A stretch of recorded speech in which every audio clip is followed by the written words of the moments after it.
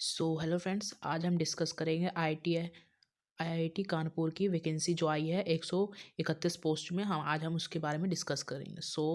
Let's start the video. देख सकते हैं, हम अब देख सकते हैं जो ऑफिशियल नोटिस आया था, आज हम उसी को खोल के बैठे हैं।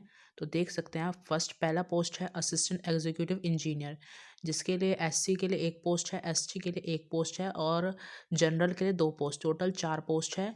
इसके लिए आपको क्वालिफिकेशन चाहिए होगी, bachelor degree in civil engineer की चाहिए होगी। अगर आपके पास है तो आप अप्लाई कर सकते हैं। दूसरा पोस्ट है असिस्टेंट रजिस्टर का, जिसके लिए एससी एसटी और ओबीसी में कोई पोस्ट नहीं है, और बस सिर्फ जनरल में पोस्ट है। इसकी कुल पोस्ट एक है।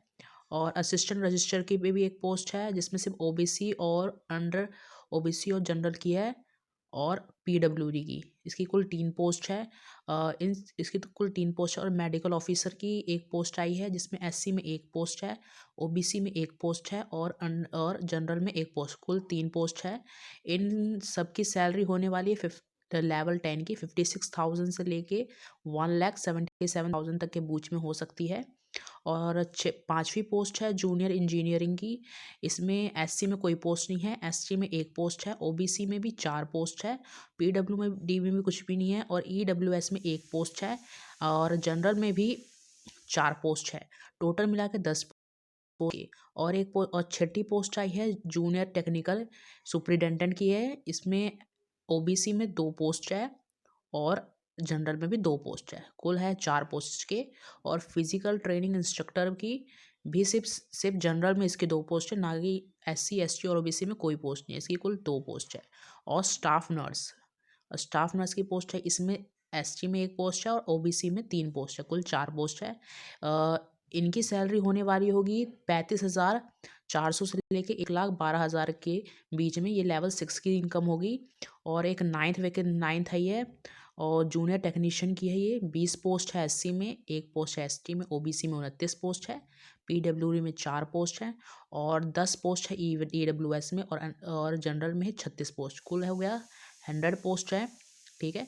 तो ये जूनियर असिस्टेंट की हो जाएगी। इसकी सैलरी मिलेगी लेवल 3 के हिसाब से 21,000 से लेके 69,000 के बीच में हो सकती है।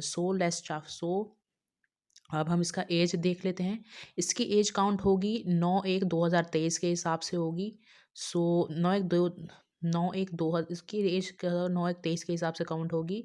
और इसमें अगर आप 21 से लेके 45 साल के हैं, या फिर 21 से लेके 35 साल के बीच में, तो आप अप्लाई कर सकते हैं इस फॉर्म के लिए।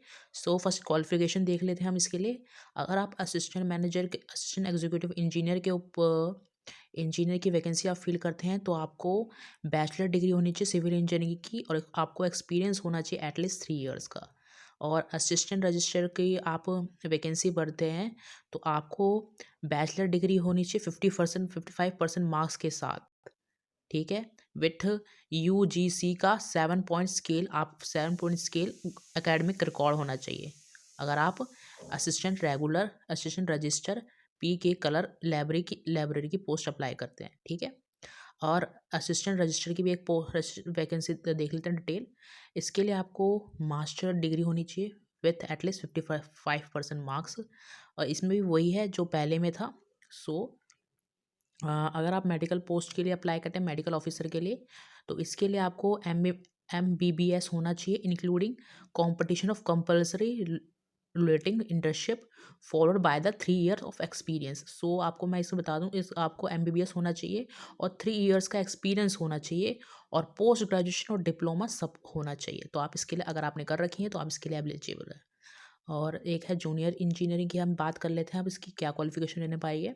तो ये हो गया bachelor degree in civil engineer with at least 1 year experience, और डिप्लोमा होना चाहिए सिविल इंजीनियर का विथ 3 ईयर्स एक्सपीरियंस। ठीक है। विथ कंप्यूटर नॉलेज भी होनी चाहिए। अगर आपके पास ये सब नॉलेज है, तो आप इसके लिए एलिजिबल हैं। अब छठी पोस्ट के बारे में बात कर लेते हैं, जो है जूनियर असिस्टेंट सुपरिटेंडेंट की। इसके लिए आपको क्वालिफिकेशन चाहिए होगी MS BTech BA agriculture engineering civil biometric. अगर आपने ये कर रखी है, तो आप इसके लिए एलिजिबल हैं। हम बात कर लेते हैं अब सेवन्थ की जो पोस्ट आई है उसके बारे में।